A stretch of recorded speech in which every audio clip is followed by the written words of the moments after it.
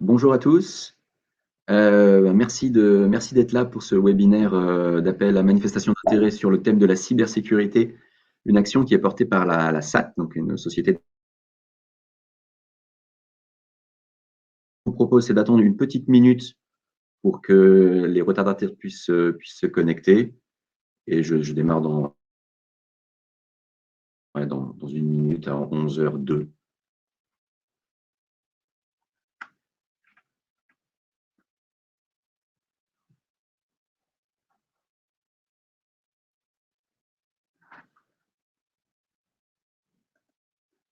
Alors, paraît-il que ça coupe un peu. Donc,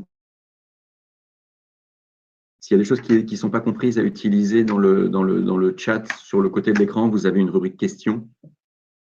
Si jamais c'était trop fort la latence, n'hésitez pas à le dire.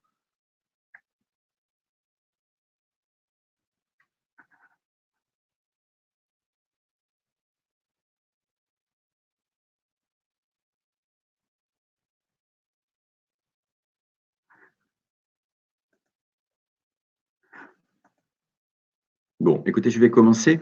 Alors, donc, merci encore une fois de vous être connecté pour cette présentation qui va porter donc sur l'appel à manifestation d'intérêt de la cybersécurité, sur le thème de la cybersécurité. Donc, une action qui est portée par la SAT Ouest Valorisation. Donc, globalement, je ne connaissant pas votre niveau de connaissance de la SAT, je vais reprendre un petit peu le contexte, savoir qui on est, qu'est-ce qu'on fait dans ce monde du transfert technologique, reprendre un peu les objectifs de cet appel à manifestation d'intérêt et puis de discuter du processus pour pouvoir soumettre un projet et une demande de financement de maturation. Alors, qui nous sommes? Donc, on a été créé en 2012 c'était un projet de Nicolas Sarkozy pour les investissements d'avenir. L'idée était de mutualiser les actions de valorisation qui étaient disséminées à travers les différents campus. Donc aujourd'hui, la SAT Ouest Valorisation gère plusieurs campus. Alors, on appelle ça campus de Brest, campus de Rennes, campus d'Angers, campus de Nantes. Globalement, on est présent sur les territoires de la Bretagne et du Pays de la Loire. Et nous travaillons avec un certain nombre de laboratoires. Comme vous le savez, il y a la question des tutelles et des multitutelles.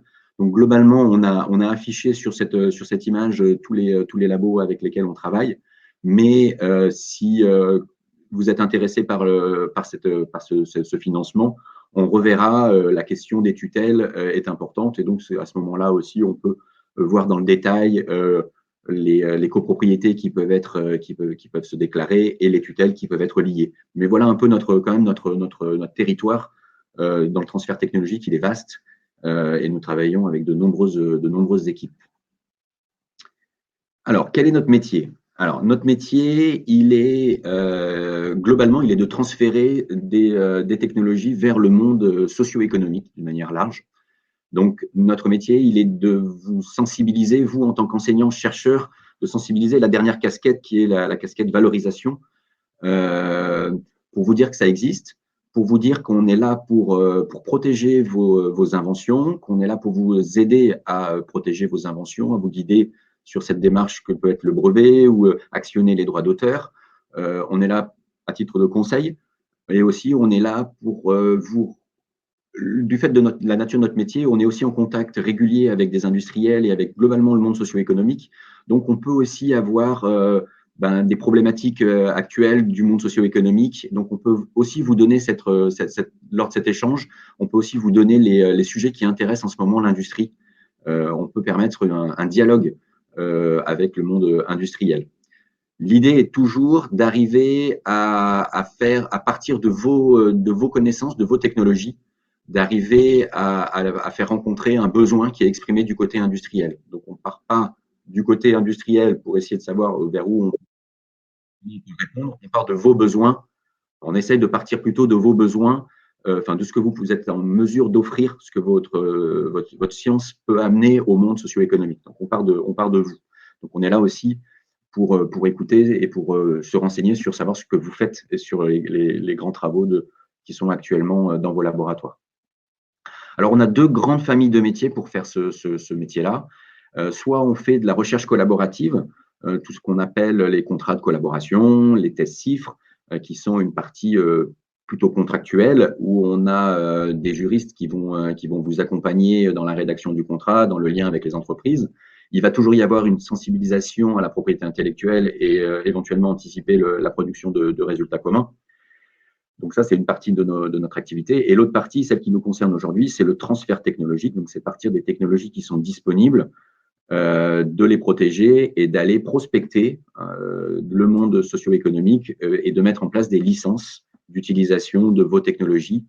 Et parfois, souvent, il y a un gap en fait entre les technologies qui sont disponibles et les besoins qui sont exprimés par les industriels. Ce gap, il peut être d'ordre technologique au sens industriel. Il y a peut-être des tests à effectuer, il y a peut-être une interface à créer, il y a peut-être des choses à ajuster. Et donc, du coup, c'est là où le financement de maturation, ce dont on parle aujourd'hui, peut intervenir. Et là, on peut mettre ensemble un projet de maturation et définir des livrables qui seront adaptés pour faciliter le transfert technologique. Alors, il y a également une voie de valorisation qui, en ce moment, est un peu le vent en poupe depuis quelques années, mais on en parle, je pense, de plus en plus, et vous devez en entendre parler de plus en plus. C'est le fameux chercheur, enseignant, valorisateur et entrepreneur. Donc là, un peu le mouton à 5 pattes. Du coup, là, on est là pour sensibiliser. Donc, généralement, le profil ce profil-là, ça peut être souvent un doctorant qui décide de poursuivre avec un projet de création d'entreprise, mais on peut aussi avoir des enseignants-chercheurs valorisateurs qui ont déjà fait beaucoup de choses en fait dans le monde de l'enseignement, dans le monde de la recherche et même dans le monde de la technologie, qui souhaitent concourir scientifiquement au développement d'une entreprise, peut-être pas en tant qu'entrepreneur, mais aussi en tant qu'expert scientifique. Donc là, on a un appel à projet qui est un appel à manifestation d'intérêt qui permet en fait de réunir le côté technologique et propriété intellectuelle, qui est géré par la SAT Ouest Valorisation, le côté financier avec BPI France, et puis aussi tous les incubateurs, technopoles, qui sont là pour aider l'entrepreneur à structurer son business plan, à anticiper les financements à venir et à éventuellement réfléchir à un business model ou se donner les moyens intellectuels de pouvoir changer de modèle en cours de création d'entreprise, être assez souple là-dessus pour pouvoir répondre au plus près du marché et des investisseurs qui peuvent aussi intervenir dans la croissance au démarrage d'une entreprise. Donc là, on fait un appel à manifestation d'intérêt, savoir si vous avez, vous, des velléités à entreprendre. Sachez que vous pouvez aussi venir nous voir, ou vous connaissez des doctorants ou des post-doctorants ou même des étudiants qui ont des velléités de créer des entreprises à forte dimension technologique. N'hésitez pas à nous solliciter. On est là, on est dans le réseau en fait de la région Bretagne, Pays de la Loire, pour vous aider, pour dérisquer quelque part un peu tout ce parcours qui peut être un peu anxiogène a priori. Et on est là pour essayer de montrer qu'il y a des chemins, que c'est possible, que ça existe. Et il n'y a pas que des gens issus des écoles de commerce qui sont capables de faire des entreprises. On peut aussi avoir des docteurs qui le font et qui le font très bien. Donc, exactement ce qu'on propose, c'est des accompagnements tutorés hein, pour prendre en compte en fait de toutes les dimensions de ce que c'est un entrepreneuriat pour un chercheur. Et on peut personnaliser le parcours en fonction des besoins, en fonction des technologies, en fonction de ce que demande l'entrepreneur, le futur entrepreneur ou l'entrepreneur. Donc ça, n'hésitez pas à nous solliciter aussi dans ce cadre-là. Nous sommes là pour ça. Alors, l'objectif de l'AMI, c'est donc un appel à manifestation d'intérêt, je me répète un peu, mais l'idée, c'est de faire une détection de vos travaux de recherche qui pourraient être susceptibles de créer de la technologie. J'entends technologie, en fait, ce qui peut être constitué comme un actif de propriété intellectuelle. Donc, soit un brevet, soit un logiciel qui sera protégé avec le droit d'auteur, soit un savoir-faire. Donc tout ce qui est susceptible en fait de servir le monde socio-économique. Donc pour faire ça, donc là c'est un peu un appel, j'en appelle au web de m'aider à nous faire connaître pour essayer de faire émerger, faire remonter des technologies susceptibles de rentrer dans ce cadre-là. Et derrière, c'est aussi une part d'évangélisation sur cette problématique et cette thématique de la valorisation. Donc nous, on est là pour apporter des ressources Alors, plusieurs types de ressources. Ressources financières pour monter un projet de maturation. Donc, ça peut être des ressources humaines, un ingénieur de maturation, un postdoc sur un sujet lié à une maturation technologique. Ça peut être aussi une étude de marché, des déplacements dans des salons. Ça peut être de la communication, faire reconnaître une technologie. Un contrat d'expertise pour nous aider éventuellement à calibrer l'application qui serait susceptible de rencontrer un marché. Et j'ai même envie d'être peut-être un poil plus, pourquoi pas, ambitieux. Dans le domaine de la cybertechnologie, il y a un standard de cryptographie AES. Je me dis que pourquoi pas aussi financer la participation à un concours NIST s'il y avait besoin de ressources d'ingénierie pour du développement logiciel ou de l'algorithmique ou de la réflexion là-dessus. Pourquoi pas aussi financer tout ce qui est susceptible en fait de concourir au fait que des résultats de recherche publique puissent rentrer dans le monde socio-économique de la plus belle manière. Donc, globalement, notre enjeu, notre promesse, c'est de rendre plus rapide et plus facile ce transfert de technologie. On est là en tant que facilitateur, mais on est aussi là en tant que faiseur. On est à vos côtés sur ces projets de maturation technologique. On est là au quotidien pour suivre les avancées les avancées technologiques que peuvent nécessiter un résultat de recherche académique. Alors, pourquoi la cybersécurité Pourquoi est-ce qu'on en fait un axe fort? On en entend beaucoup parler dans la presse. La France essaye de remuer un peu tout ce qui se passe, soit dans les laboratoires, soit dans les territoires, faire prendre conscience aussi, globalement, encore une fois, dans le monde socio-économique, des impacts que peut représenter la cybersécurité. Donc aujourd'hui, en Bretagne et au Pays de la Loire, on a quand même une région, normalement, où vous avez ça vous devez vous en rendre compte, vous, où vous êtes nombreux en fait à travailler sur ces sujets-là. Donc, il devrait y avoir normalement beaucoup de technologies qui sortent de nos laboratoires sur le sujet de la cybersécurité. Par ailleurs, il y a aussi un tissu technologique qui est important, notamment en Ille-et-Vilaine et en Bretagne, où on a quand même plusieurs grands groupes et startups startups. Je pensais à Secura ici, qui n'est peut-être pas une startup aujourd'hui, mais en tout cas qui est une très belle PME, qui porte les thématiques de la cybersécurité. Donc notre enjeu, c'est de faire émerger en fait les projets technologiques pour arriver à les amener au plus près du monde industriel. Donc il y a quelques belles pépites ici. Donc on pourrait s'attendre à avoir de belles technos qui sortent de nos territoires. Alors là, j'ai mis quelques enjeux de la cybersécurité, mais c'est vraiment des enjeux grand public. Enfin, c'est pour avoir des grands chiffres en fait un peu en tête. Donc on a un coût de la cybercriminalité qui est estimé à 1000 milliards de dollars. Donc ça paraît complètement un coût complètement dingue. Donc il y a la partie perte financière qui est colossale et la partie dépense qui finalement est somme toute tout à fait raisonnable par rapport en fait à l'enjeu. On voit que la cybersécurité, les sujets décollent. Il y a des enjeux absolument faramineux qui se passent en ce moment avec une guerre économique qui est quand même là. C'est difficile aujourd'hui d'être souverain en fait sur ces techniques-là. Donc il y a des choses qui sont en plus perçues par les utilisateurs, par nous, au grand public. Je pense qu'il y en a plein qui en avaient conscience, des experts qui en avaient conscience il y a plusieurs années, mais aujourd'hui on est tout de suite en tant que consommateur, que citoyen, sensibilisé à ces problématiques. Donc ça veut dire qu'il y a aussi un panel de types de technologies qui est de plus en plus large, qui touche de plus en plus de monde. Et donc on est très ouvert sur vos travaux, sur vos différents travaux de recherche, des différentes applications qu'on pourrait trouver, qui pourraient aider, apporter des solutions, au monde socio-économique.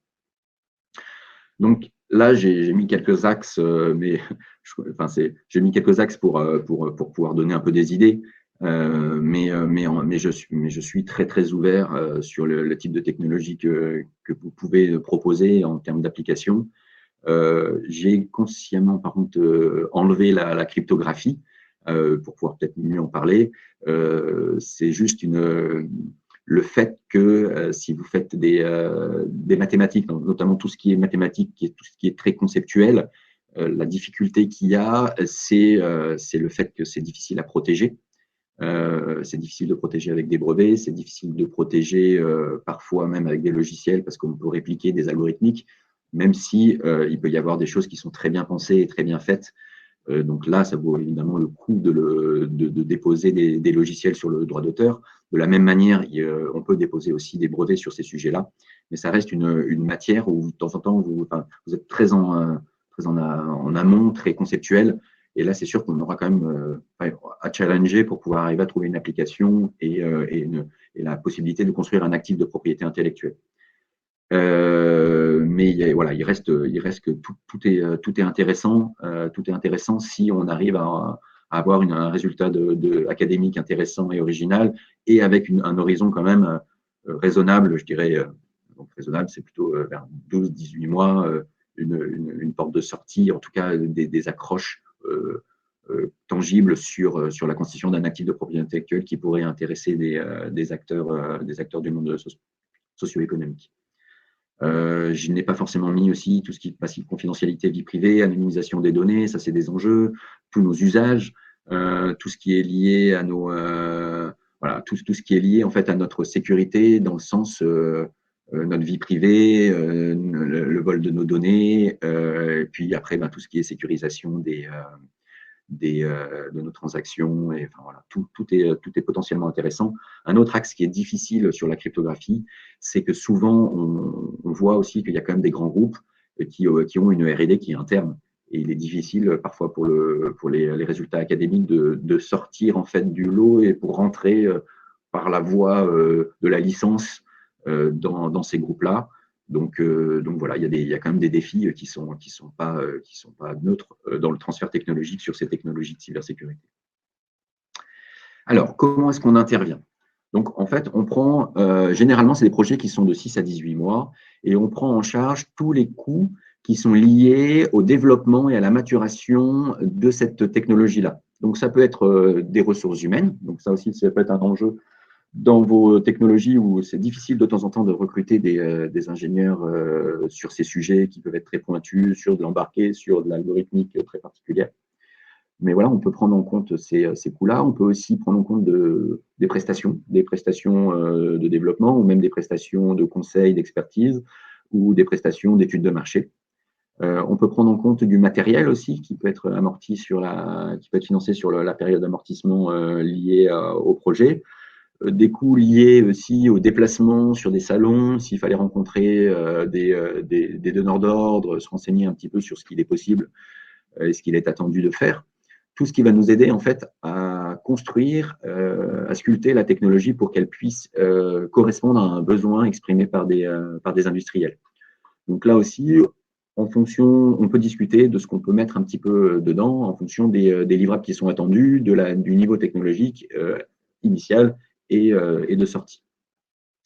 Donc, on intervient sur l'échelle de développement de technologie, le TRL, que vous devez peut-être connaître, qui part vraiment de la recherche fondamentale jusqu'au produit qui est certifié et qui est utilisé dans le monde industriel.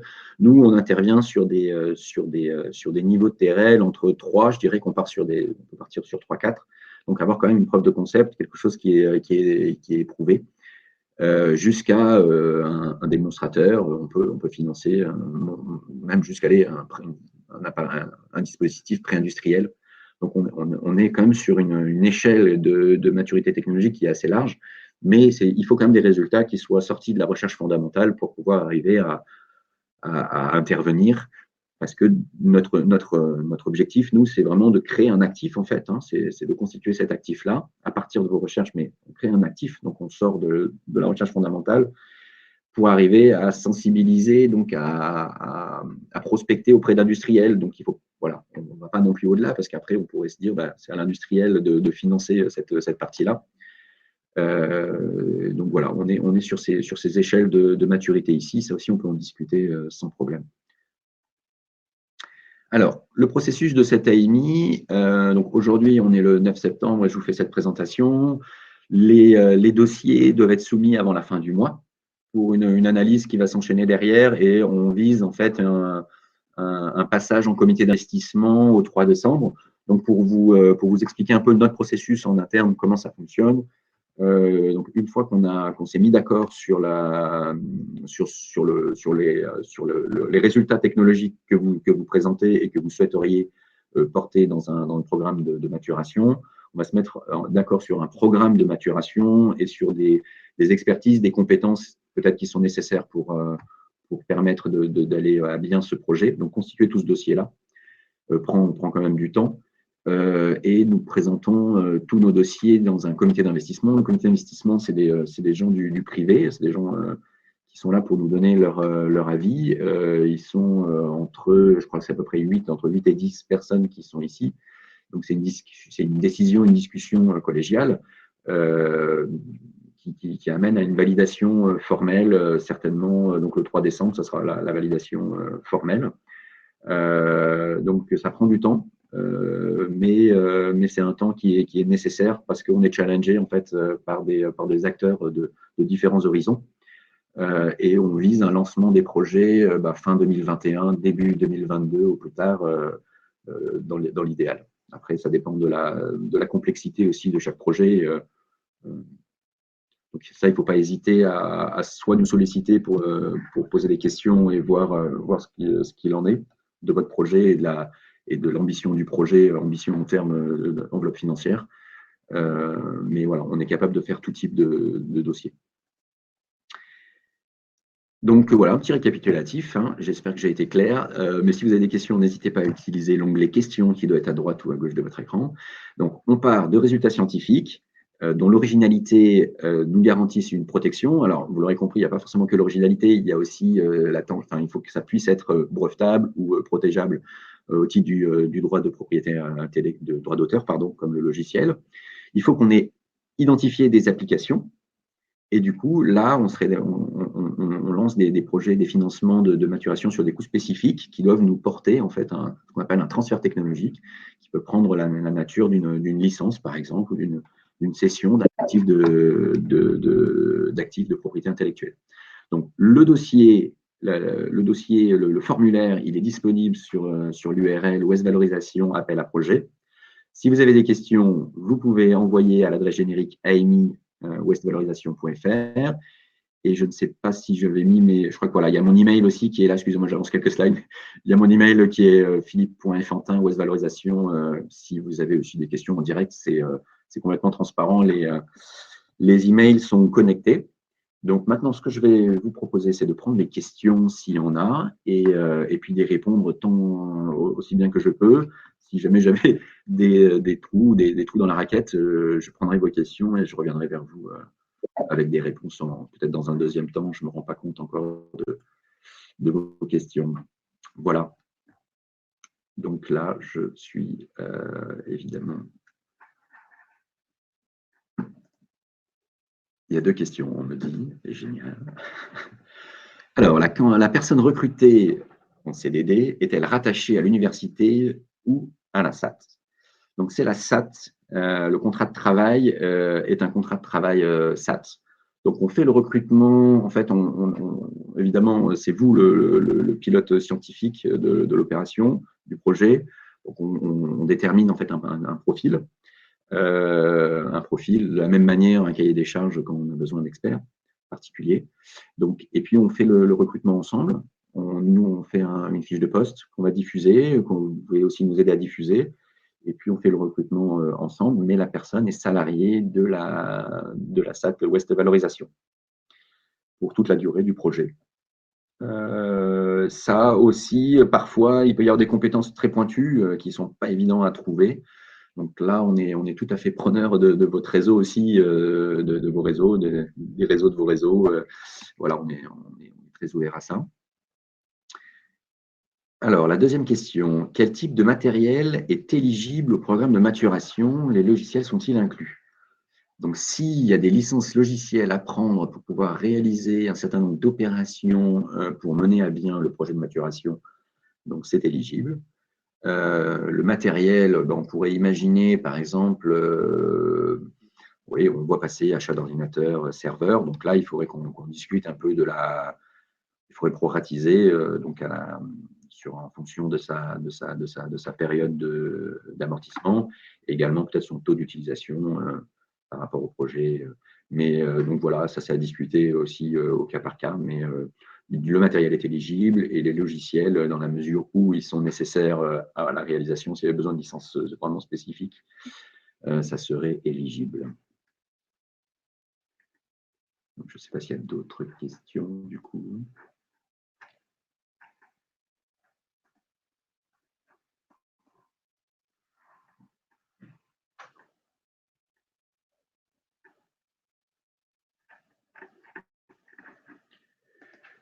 Donc, s'il n'y a pas d'autres questions, il y a deux éventualités. Soit j'ai été super clair, donc c'est tant mieux. Sinon, c'est que c'est que vous pouvez aussi me poser vos questions par email ou soumettre votre projet directement. Il n'y a pas de, il y a pas de, il y a pas de problème. Ça peut être aussi l'occasion de se rencontrer. Si peut-être que je peux ajouter une information qui dépasse un peu l'appel à projet, mais discuter avec des chercheurs sur leur domaine d'expertise et un peu comment ils voient aussi la valorisation m'intéresse. Il y a un événement qui a lieu, la Cyber Week à Rennes en novembre. Je vais y aller. C'est bien aussi. Je vais rencontrer des industriels, il va y avoir des académiques, mais vous voyez, c'est toujours bien de savoir ce que vous faites, ce qu'il y a en fait, ce qui gravite autour de moi. Donc n'hésitez pas à me contacter par ailleurs pour échanger. J'espère que j'aurai l'occasion de vous voir. Je vais essayer de me déplacer un peu plus dans les labos. Donc voilà, j'espère rencontrer un maximum d'entre vous pour parler de la cybersécurité et de voir un peu aussi comment vous voyez votre rôle dans le processus industriel d'aujourd'hui, quelle est votre place, comment est-ce qu'on peut imaginer faire participer plus, alors c'est un peu toujours plus, les enseignants-chercheurs, on vous sollicite déjà beaucoup, mais voir sur cette casquette valorisateur, comment est-ce qu'on peut, nous, faire le lien vers le monde socio-économique, comment est-ce qu'on peut être acteur, quoi. Il y a une autre question. Il y a une régie. Alors, oui. Donc, les résultats scientifiques originaux brevetés sont-ils la propriété exclusive du laboratoire? Donc, la propriété appartient évidemment au labo dans la mesure où il y a le jeu des tutelles. En fait, tout dépend de la convention qui régit vos laboratoires. Soit c'est la propriété de l'employeur de l'inventeur ou des inventeurs, donc c'est la propriété exclusive du laboratoire. Donc après, nous, vous allez nous faire une licence de cet actif pour que nous, on puisse aller licencier ça à d'autres acteurs. Mais oui, c'est la propriété reste exclusive pour le laboratoire. Du coup, derrière, ça veut dire aussi que tout ce qui est tous les revenus aussi qui sont rattachés à l'exploitation de brevets revient aussi en partie à votre labo, à vos employeurs et à vous aussi en tant qu'inventeur. Donc la question, elle est oui, mais il faut vérifier quand même ces fameuses tutelles là qui sont quand même une petite complexité à gérer. On la gère. Je ne sais pas si j'ai été. Ah oui, encore d'autres. Bonjour, auriez-vous un lien pour cet appel à projet? Oui, oui, tout à fait. Tout à fait, Philippe. Ah bah voilà, il y a quelqu'un qui a répondu. Donc ça, c'est top. OK. Et de la même manière, si les résultats scientifiques ne sont pas brevetables, mais sont protégeables par le droit d'auteur, donc par exemple, on peut imaginer un logiciel.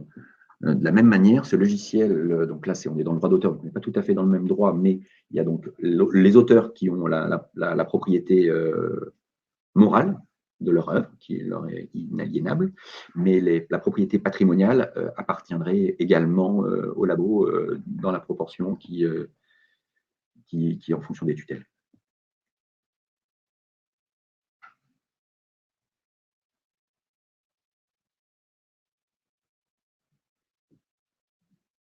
Voilà, voilà. C'est assez curieux parce que je suis tout seul à parler, évidemment. C'est, mais voilà.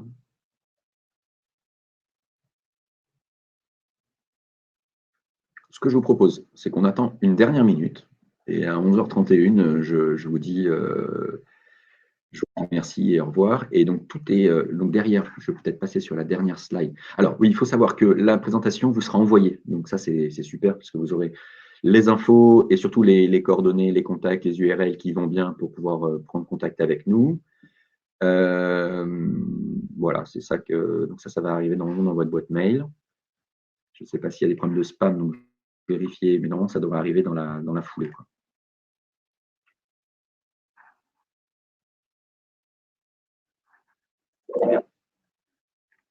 Oui, alors un brevet requiert-il l'absence préalable de publication sur le sujet breveté? Alors oui. Donc le brevet, trois critères pour qualifier un brevet, enfin pour caractériser et prétendre à l'éligibilité à la délivrance du brevet, c'est le caractère déjà de nouveauté. Donc il ne faut surtout pas publier avant le dépôt du brevet. Ça, c'est vraiment important et il faut donc vraiment nous en parler avant. Il y a des procédures accélérées, on peut faire plein de choses, mais il faut vraiment nous en parler avant. Donc il ne faut surtout pas divulguer quoi que ce soit, même en parler dans une conférence, même en parler à la radio, il faut vraiment faire attention, même si c'est un poster d'un doctorant dans une manifestation qui peut paraître interne, attention, attention, attention à tout ça. Ça, c'est vraiment important. Ça, c'est le premier critère qui est donc la réponse à la question. La deuxième, c'est l'inventivité. Hein, par un homme du métier, il faut que ça soit inventif et son applicabilité industrielle.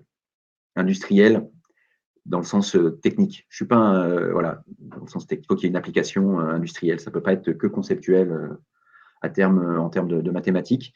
Pour tout ce qui est brevet, si vous avez des questions, n'hésitez pas à revenir vers moi. On a la chance à la SAT Ouest Valorisation d'avoir 2 ingénieurs brevets.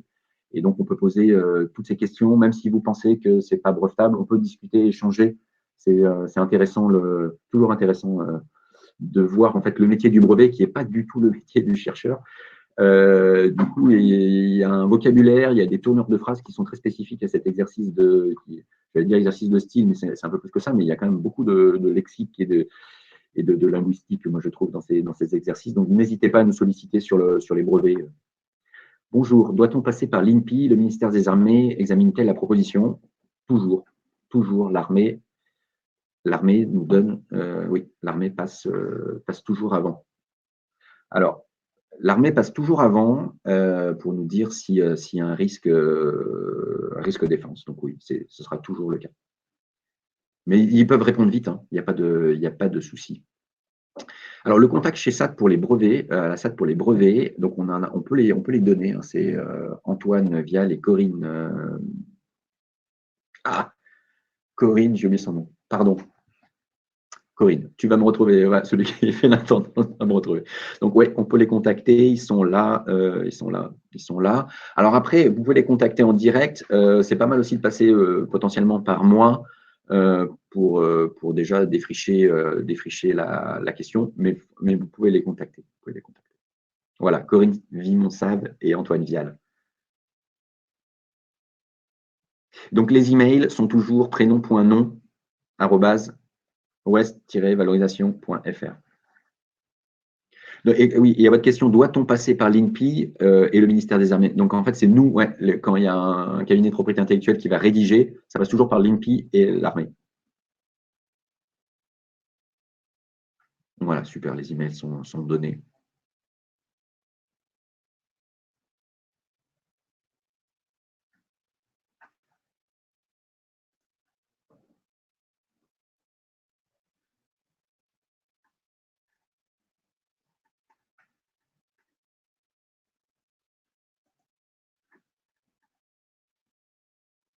Donc ce que je vous propose, c'est de faire pareil. J'attends une petite minute à 11h35. Peut-être que je me déconnecte.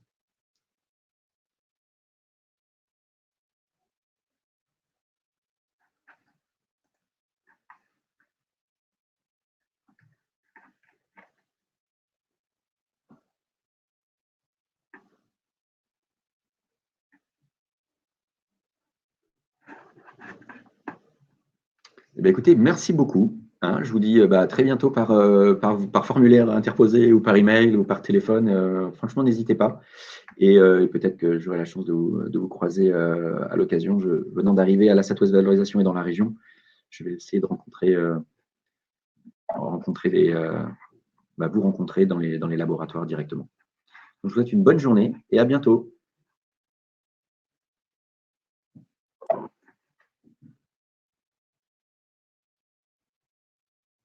Yes, c'est bon là, je peux parler? Non, toujours pas.